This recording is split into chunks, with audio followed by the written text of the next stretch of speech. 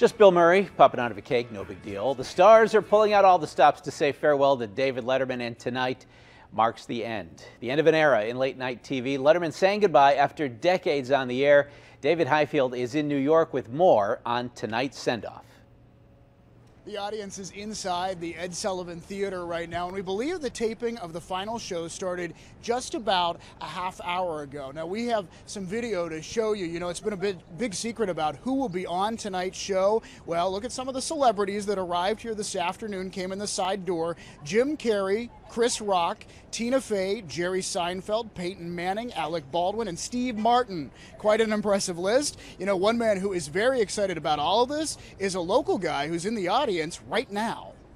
When you watch Dave Letterman's last show tonight, keep your eyes out for Terry Scott from South Fayette.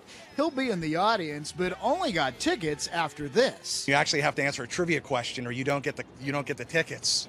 Really? So yes. What did they ask you? So this time the trivia question was, what is the name of the guest that brings the animals on? And I knew instantly it was Jack Hanna. Bill Murray was on last night's show and had some fun with the fans as he left the theater. I'm just going to pick one person to kiss. I'm afraid it's going to be you. Larry Stoltz and his son Matt from Washington, PA, attended last night's show. Are you going to miss him being on TV? Yeah, I do. I already miss him because, you know, just such a classic.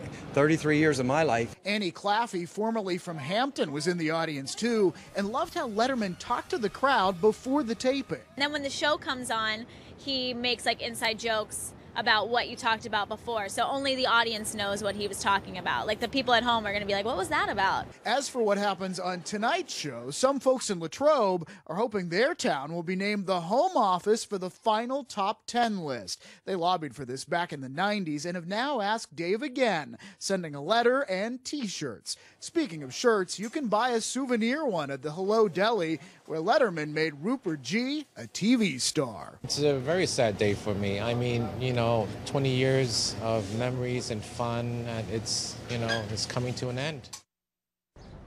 Now, coming up new at 6 o'clock, we're going to talk with longtime Letterman band member Sid McGinnis. He is originally from Penn Hills, and we will have his story coming up new at 6 o'clock. And he also let us in on a little tidbit about tonight's show, and we'll tell you what that is coming up tonight at 6. For now, from New York City, David Highfield, KDKA TV News.